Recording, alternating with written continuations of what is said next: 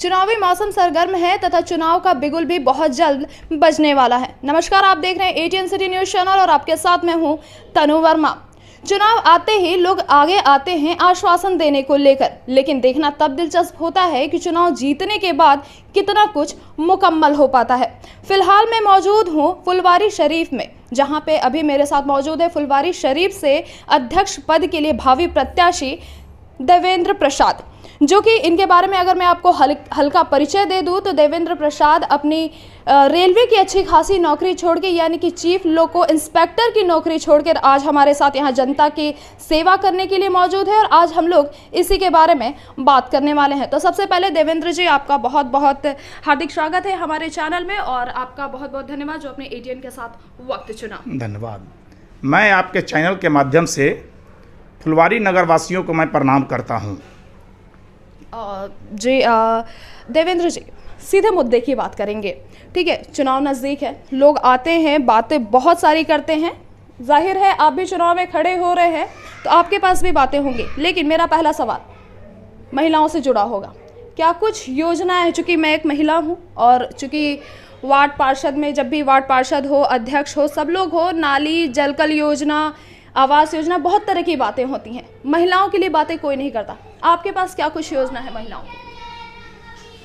सबसे पहले महिलाएं लोगों के लिए, आप पूरा फुलवारी में घूमे होंगे, आप जहाँ तहाँ हर एक वार्ड में गए होंगे, अपना रिपोर्ट तैयार किए होंगे। पूरे फुलवारी नगर परिषद में कहीं भी शौचालय आपको नज़र आया? नहीं आया। फुलवारी नगर परिषद में कहीं भी शौचालय नहीं है। बताइए, हमारे माँ बहनों मार्केट जाएंगी, बाज़ार जाएंगे, सवारी गाड़ी पकड़ने जाएंगे, बस पकड़ने जाएंगे या कहीं भी मार्केट निकलेंगे तो क्या महिलाएं की शौचालय की जरूरत नहीं पड़ेगी? बताइए, उस महिलाओं को कितनी दर्द महसूस होता होगा कि कहीं भी फुलवारी नगर परिषद में शौचालय नहीं है। हम पुरुष लोग इधर उधर शौचालय का उपयोग कर लेते हैं, लेकिन उसकी दुख दर्द को समझिए। जिस महिलाओं की जरूरत पड़ती होगी, कहीं भी नज़र उठाकर देखते होगी, कहीं फुलवारी नगर परिषद में शौचालय नहीं है। मैं आपको वादा दिलाता हूं, जीतने के बाद मैं महिलाएं लोगों के लिए शौचालय का निर्माण मैं अवश्य कराऊंगा। रही और महिलाओं की बात, महिलाएं के लिए कहीं भी किसी वार्ड में कुछ नहीं है कि जो महिलाएं लोग कुछ कर सके, तो मैं प्रत्येक वार्ड में महिलाओं के लिए प्रशिक्षण केंद्र खोलूँगा। जैसे मुक्ता सिलाई केंद्र, मैं सिलाई केंद्र खुलवा कर महिलाएं लोगों को मैं बुलाऊंगा, वहाँ से प्रशिक्षण देकर, प्रशिक्षण प्राप्त करने के बाद वो अपना व्यवसाय खोलने के लिए एनी उलिम के तहत नगर परिषद के माध्यम से मैं उसे लोन दिलवा कर उसको अपना बिजनेस मैं खुलवाने का काम करूँगा, जिससे हमारी माँ बहनें आगे बढ़ सकेगी। रेलवे में चीफ लोको इंस्पेक्टर से आज यहाँ पर जनता की सेवा के बारे में सोचना, क्या कुछ मतलब कैसे लगा आपको कि नहीं नौकरी से बेहतर जनता की सेवा करना है? ये भाव कहाँ से आया आपके हृदय में? देखिए, मैं जब से होश संभाला हूँ, मैं जब से समाज के बीच रहकर समाज सेवा करता आ रहा हूँ। आप मेरे बारे में पता कीजिएगा तो चारों तरफ पता चल जाएगा कि मैं समाज सेवा शुरू से करता आ रहा हूँ। बहुत से मुद्दा है समाज सेवा में। अब जैसे अगर आपको सरकारी नौकरी मिल जाती तो आप यहाँ पर नहीं होती। उसी तरह फुलवारी नगर में कहीं भी लाइब्रेरी नहीं है जो हमारे पढ़े लिखे लोगों के लिए कंपटीशन की तैयारी कर सके। अगर फुलवारी नगर परिषद में लाइब्रेरी होता तो आज युवा वर्ग जो पढ़ लिख कर बेरोजगार बने हुए हैं, वहाँ कंपटीशन की तैयारी करके अच्छी से अच्छी नौकरी प्राप्त कर सकते हैं। मैं जीतने के बाद लाइब्रेरी का निर्माण कराऊंगा ताकि लोग बच्चे पढ़ लिख कर वहाँ कंपटीशन की तैयारी करके सरकारी सेवा में नौकरी प्राप्त कर सके। ये यकीन मानिए, आज पहले ऐसे व्यक्ति हैं जो मेरे साथ बैठे हुए हैं और इन्होंने युवा वर्ग के लिए, हालांकि किताबें कभी भी किसी के लिए पुरानी नहीं होती, सभी के लिए हमेशा ज्ञान ही देती हैं और पर्सनली मैं खुद ही किताबों की बहुत बड़ी शौकीन हूँ। और चूँकि इन्होंने लाइब्रेरी खोलने की बात की तो यकीनन ये कहीं ना कहीं समाज में बदलाव की ओर दिशा है। और इसीलिए कहते हैं कि अगर एक व्यक्ति शिक्षित होता है तो वो अपने समाज को भी शिक्षित करता है। तो आपकी अगर ये योजना है तो आप भविष्य में सफल हो और आपको अग्रिम शुभकामनाएं। बहरहाल चूँकि आपने कुछ तो ऐसा देखा होगा, अभी जो भी वर्तमान में अध्यक्ष महोदय हैं या आपके वार्ड में जो भी पार्षद हैं, क्या कुछ उनके द्वारा किया गया काम जो आपको लगा कि यहाँ पे उनके द्वारा त्रुटि हुई और ये काम होना चाहिए था, जो कि आपकी योजनाओं में शामिल है?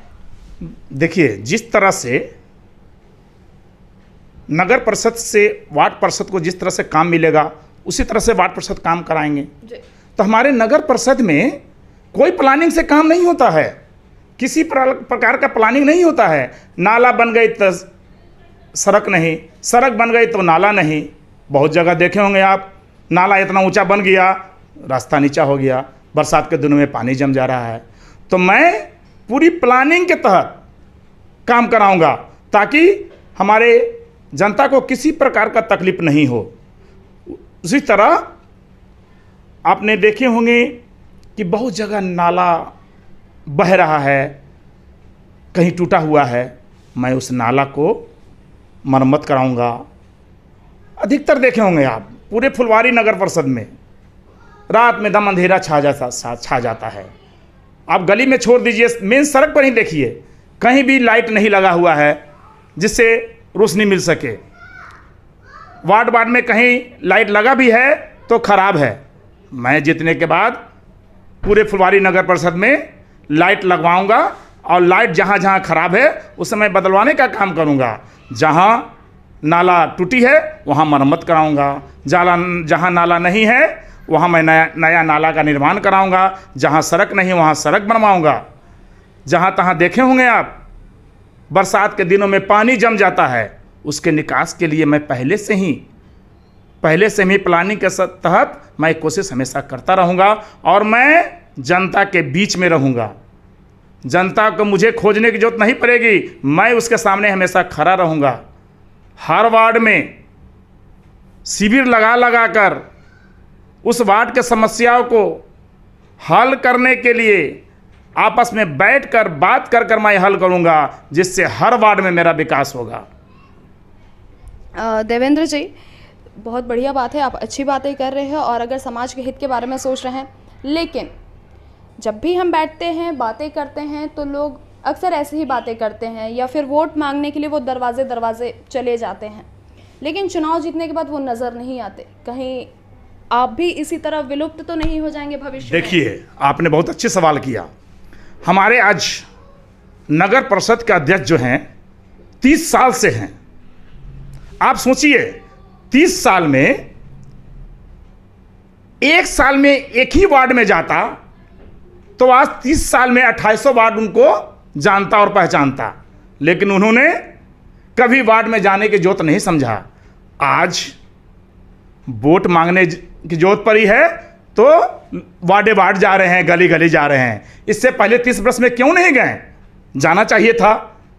30 वर्ष से जो चेयरमैन रहेगा उसको आज इतना बैनर और पोस्टर लगाने की जरूरत पड़ेगा?